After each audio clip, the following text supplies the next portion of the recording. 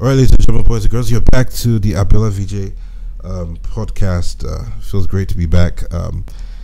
Today is just a couple of days after the first anniversary of the Lekki massacre, and it just, the other time when it happened, I put a lot out on social media, but I didn't really discuss it here. So I've decided to do that now. I have a guest with me. She's a very, very beautiful. She has this perfect smile. Her name is. Why are you not blushing? Her name is Gloria. Okay. Gloria, how are you? I'm good. How are you too? I'm fine. Great to have you here. So this podcast, what we do on this podcast is we usually discuss entertainment topics, but there's no way I was gonna let this date slide. ENDSARS 2010-2020. Tollgate Lekki, what happened that day was devastating. I literally cried. I literally cried when I saw it happening. I hope God has taken control or has accepted all those souls that were lost that night. How did you feel that night? Do you remember where you were? Do you remember what you were doing? Do you remember what happened when you first heard of the news? Yes, I was at work when the whole saga happened, and I just received a call from my sister, and she was like, I should start going home, and things are not really going well and all. And I just picked up my bag and I left the office. I went home, and my parents also left their offices, and everybody was at home. We had to stay at home and be sure that no arms was going to come to us where we were, and we just tuned into Arise News. I think yes, Arise News, and we saw the saga, the way everything was going. At first, no, it was on Instagram. I remember. I went online and I was seeing the way everything was going. At first, it was a peaceful protest. Then before the military people started shooting at civilians, and we all asked, as we all said, who gave the order? Who asked for the military people to come to wherever they were protesting and start shooting at them? And why was there no lights, no CCTV camera to capture the scene? And that was how I remember DJ Switch. She was also a victim because she was there to, I think, encourage people, and really it was really a sad moment. I would not lie to you. It was devastating because right now DJ Switch is not in Nigeria. She has to run for her life because I feel she's also going to be endangering herself if she's in Nigeria. Really. 100%. For me, at that particular day, I remember that there was a curfew. I think something like a curfew that everybody should be in by 6 or 7 p.m. Which, number one, a lot of people didn't understand a curfew in Lagos because there was a lot of traffic during the ENDSARS period, and people found it kind of impossible for them to go home. And I remember that a few celebrities told the guys at the toll gate to go home, to not stay. Now, I was in Ikeja. Now, this is something that a lot of people do not know. I was in Ikeja that day, the protest in Alausa. I was there, and I noticed, for one, a lot of the main people that were always coming around for the protests were not there. We had a lot of strange faces there that day. I won't lie. We had a lot of strange faces. And it's something that I was told when I got there was that there were snipers in some buildings around there. Yeah. Now, I don't have, the camera we took. We had a camera, tried to capture them. I don't know if it captured them. That's what I was told. Like 2 or 3 positions, there were snipers there. And then, OP Mesa came to Alausa. This was before what happened in Lekki. OP Mesa came to Alausa, and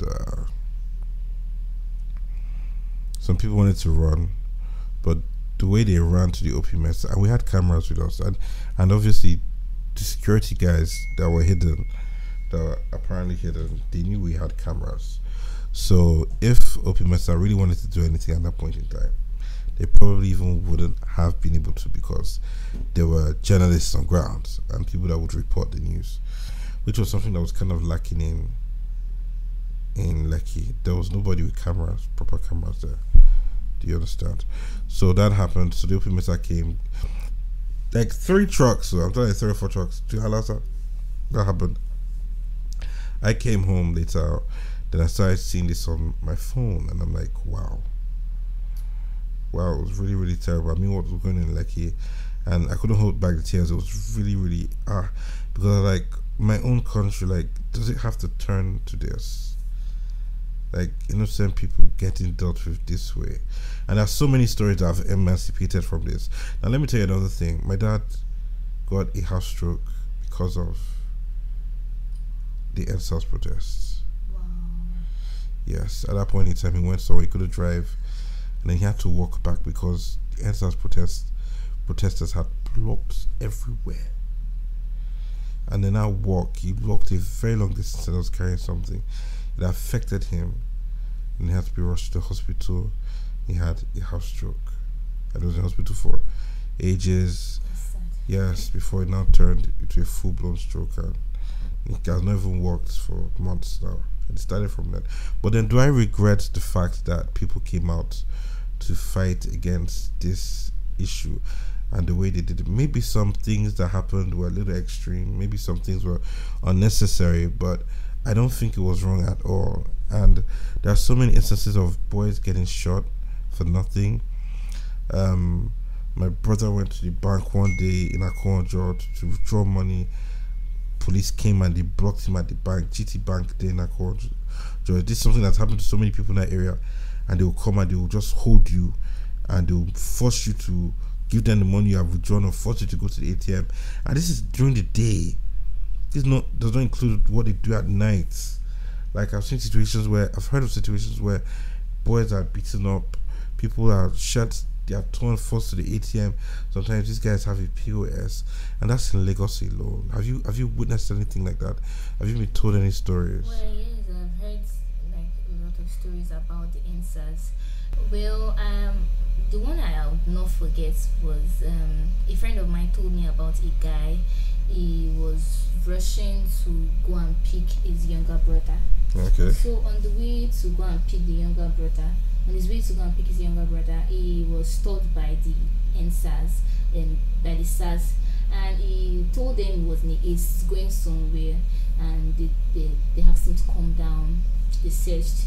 They asked him for his particulars, for his permit. He brought out all the documents. Everything was fine, and then they requested for his phone, and he was like, he's learned. He was like, the people did not have any right to ask for his phone. That's intruding on his privacy, and he was forced to give them the phone. He put in the password, and they went through his personal stuff. I feel that's not right.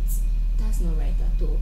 And I think in the midst of that, they started dragging it, and it led to a full-blown scene. He had to follow them to wherever they were taking him to. They said they saw videos, porn, maybe he's doing Yahoo. I'm like, is it everybody that does Yahoo? Everybody that's personal. You don't need to go that far. I don't think it's part of their responsibility, it's part of their work function to go through people's phone. But then his brother was waiting for him at the bus stop, and he waited till like in the night, and he started coming. He had no choice but to start coming. I think the brother misplaced his phone or something. There was no means of communicating with the other guy, and that was it. And really, I was really sad. It was really, really sad. Yeah, rather unfortunate. And I don't think it'd be wrong if I said at least 1 in every 5 young Lagosians, young vibrant Lagosians have suffered something in the fate of these people, or are connected to somebody that has suffered something in the fate of these people. It's absolutely insane. Even at the protests, the memorial that happened on the 20th of this month, that was on Thursday, I was there, and something happened, was going on, and first and foremost, they arrested a colleague. He works for like GNG. I don't know what he did. I should have called him by now. I haven't called him, to be honest. That's a journalist. A journalist. They put him in a black barrier. Then something was happening. I was there to cover it, so I went towards. I saw some bra happening, and I walked towards where it was happening, and then right in front of me, they pepper sprayed a Galaxy TV reporter, and they pepper sprayed me as well. Yes. I think I watched that scene. Where did you see it? ETV. No, I think that was another one. Like, it happened to so many people. There was an Uber guy that they did the same thing to as well. And then, okay, yeah, the protest was supposed to be between 8 and 10 a.m. Yes, and they were causing traffic, yes. But then the head policeman there comes out and he says, in the name of the president, if you guys do not leave now, we'll be forced to remove you. We'll be forced to remove you. And you'll be liable to 6 months imprisonment. God bless Mr. President. And some people didn't even hear it from the beginning, and what he was saying from the beginning. And we're like, can you please repeat it, sir? He just walked away, told these guys, oh yeah, shoot them. And they came out with, what's it called? Tear gas. Their tear gas. And they started shooting at us immediately. You don't mean that? Immediately. I had to run. Like, immediately. I literally had to run. So it's really crazy. I think, when people say Nigeria is supposed to be a country, I think the idea of Nigeria is not working, number one. I think we need to be a smaller country to make this country, smaller countries to make this country survive.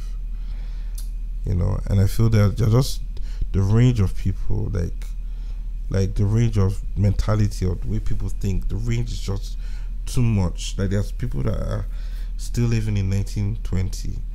That's their way their brain is functioning. That's the way they are thinking. And there are people that are living in 2050 or 2060, and that's the way their brain is functioning. So that range, that disparity, that difference is just too much, and that is what is affecting our country. Well, I just take it from where you stopped. Yes, I would agree to the fact that the president of Nigeria is actually older than the country itself. So why don't they just leave it to the youth? I think from that perspective, I think we actually need a young president to start with. We need someone that understands, that is learned, that can read and can write and can speak well, can talk to people. Like, 'cause I remember when the issue happened the last year, we were expecting our president to come and speak to us as the president of Nigeria, and first thing, it was pre-recorded. We could not hear what he was saying. It was not, we could not even understand. It was just off topic. It was off point. And at some point I was like, no, I was embarrassed. Like, I was just sad for my country. I was like, what the hell is happening? Like, it would have even been better if he did not even come out and say anything. Like, he just came and he just said, he was saying, I'm just, I don't know what to say. I don't know what to say, but it's sad. I think we Nigerians should make our decisions right now. Like, forthcoming election, everybody should get their PVC, and we should not always believe that our vote does not count. Our votes count, so please, let's help Nigeria be a better country. Like, when you wake up every morning, just say God bless Nigeria, because really Nigeria needs the blessing of God. The only problem I have with this whole voting thing is that who are you going to vote for? Nobody's coming out. It's less than 2 years, 1.5 years to the election now. We do not have a party that is properly represented by the youth. I personally, I don't like Yemi Sure. I'm not a big fan. I feel he's an over the top kind of guy. I feel he exaggerates things, and someone that does that, it looks a little bit desperate. I don't see anything good coming from him in Aso Rock. I'm sorry to say that, but that's how I feel. Then the old people, I don't see anything good in them either. So then who are we voting for? Who am I supposed to vote for? Really, when I was watching, will you run? When I was watching the scene that Fowles did, the live scene that Fowles did, I was like, oh, this is really very nice. I really really liked that. And I was with my colleague in the office, and she was like, I just watching this, and I told her that would it not be nice if I was can actually run for president? And you know what she just said that was shocking? What? They would kill him. She just said it to me that they would kill him, that he won't be able to run for president, that it's actually a very dirty game, and they already know the person that's going to become president of Nigeria even before we start voting. I'm like, why? Like, it would be nice if we could get somebody that understands the people, as we say, democracy, government for the people and by the people. Someone that would get there and actually do what he's supposed to do, and let's not be just after embezzling our money. What you said is completely true, and that's the fear. A lot of people are rooting for a party that Files is somehow involved in, with FK Abudu, probably even something like a show Kutsi or something involved. All these young people coming together to do something, but then would they let them be?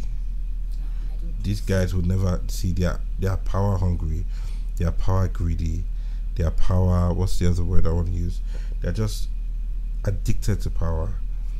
And you know, whichever way the baton swings, whether it's APC or PDP, it's still the same group of people that are ruling Nigeria, whether we like it or not. It's just still the same group of people that are in APC, that are in PDP, that are in PDP, that are in APC.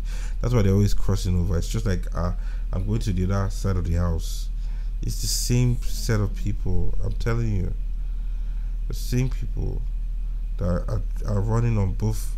So when you hear PDP, it's just like we're just choosing who should represent them. Who should represent them? Go ahead and stay in office. Who should represent them? Is it this one or that one? Go ahead and stay. Is it Good Luck or that Baba? What's his name again? No, don't mention his name. Don't mention his name. I agree. I feel there's somebody sitting down somewhere that is just directing, that is just leading. The president is just there as a statue. Or a figurehead. Yeah, a figurehead. Like, he doesn't have a mind of his own. He doesn't have a decision of his own. I don't think he's the one that makes the decision. Yeah, that's when the first lady says that it's not her husband that's ruling Nigeria. That's pretty much what she's saying. All right, so going to that. All right, so thank you so much for being a guest here on the Biola VJ podcast. Miss Gloria, what's your full name again?